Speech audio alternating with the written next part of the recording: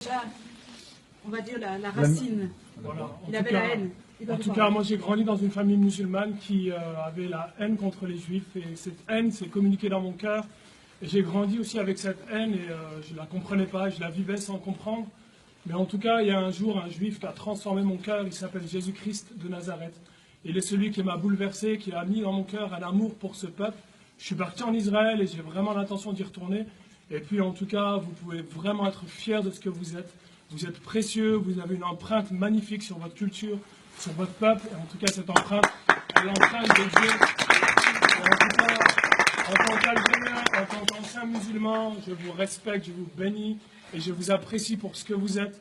Et en tout cas aussi, en tant qu'Algérien, en tant que jeune de cette génération, je vous demande pardon. Et vraiment, avec le cœur, je vous demande pardon pour tout ce que les jeunes ont pu dire contre vous. Toutes les paroles qui ont pu être déclarées, toutes les attitudes, les comportements qui ont pu être faits, parce que j'aurais pu être de ces jeunes-là. Mais en tout cas, aujourd'hui, je suis de l'autre côté. Et l'Éternel, c'est un Dieu d'amour, c'est un Dieu de guérison, c'est un Dieu de pardon.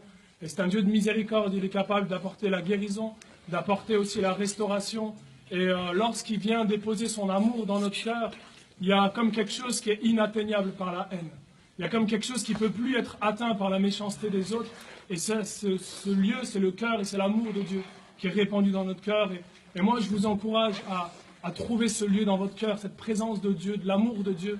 Et là, il n'y a plus rien qui pourra vous ébranler, qui pourra vous faire tomber et vous faire haïr l'autre qui vous regarde. Vous serez même capable. Moi, je sais que dans ces camps, dans Auschwitz et tout ça, il y a des gens qui avaient la foi, qui croyaient en Dieu et qui, dans leur cœur, avaient un endroit qui était inatteignable par la haine des hommes et qui ont gardé ce cœur malgré tout et qui sont partis jusqu'au bout avec la dignité. Non pas quelque chose qui leur a été volé humainement, physiquement, matériellement, mais dans leur cœur, il y avait une dignité spirituelle que personne, aucun nazi ne pouvait leur voler.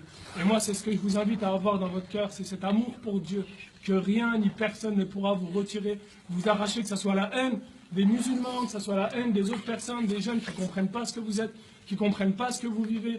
En tout cas, dans votre cœur, il y a ce lieu qui appartient à Dieu, qui appartient à son amour, à sa présence, que personne ne doit vous voler. Je vous encourage à être fiers de ce que vous êtes, parce que Dieu a posé sa main sur votre culture, sur votre peuple. Et moi, je vous regarde de loin, je regarde le peuple juif, et je bénis Dieu pour qui vous êtes.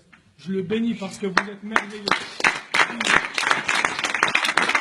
Il y a sur le peuple juif une empreinte, celle de Dieu. Quand on regarde le peuple juif, quand on regarde l'histoire du peuple juif, on voit qu'il y a quelque chose qui est indestructible.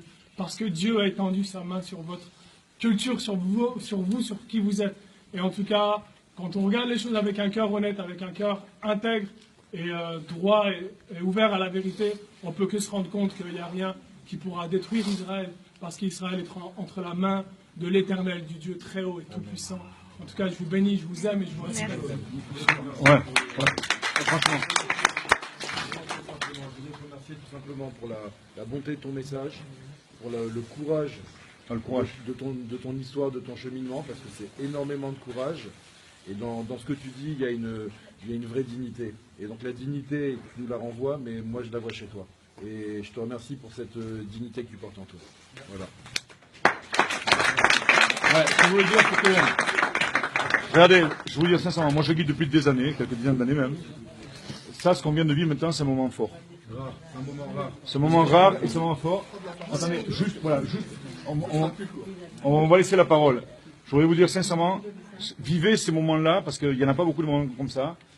Moi, j'ai passé votre âge depuis très longtemps, et quand j'entends, rappelle-moi ton prénom, quand j'entends parler Karim, ça me donne beaucoup d'espoir pour l'humanité. L'humanité, le futur, c'est vous. Et quand on voit ce qu'on voit ici, on pourrait se dire l'humanité, elle a fait des choses pas belles. Mais quand j'entends Karim, et que j'entends notre ami aussi, quand on va entendre monsieur aussi, on se dit qu'il y a un espoir. Et que ça, c'est avec ce message qu'il faut partir de Auschwitz. Il faut partir avec le message en se disant, regardez, c'est pas tous les Arabes qui sont des Arabes anti-juifs. C'est pas tous les Juifs qui sont des saloperies au vu de l'humanité. Il y a des gens qui pensent qu'on est des gens bien. Et ils savent très bien qu'on est un peuple qui a un message à faire passer à l'humanité. Qu'on est un peuple qui a été élu par Dieu. Et quand on entend ça par des gens qui ne sont pas de notre religion, alors on dit d'abord merci bon Dieu de nous avoir fait vivre un moment comme ça. Et merci à vous. Et merci à vous. Il a joué sa parole. Juste une chose sur l'élection. L'élection, c'est pas, on est au-dessus. Non, non. Non, c'est très important, mais même je le dis pour les élèves, et qu'on soit bien clair. L'élection, c'est une responsabilité. Donc on a tous une responsabilité. On a tous une responsabilité à dimension.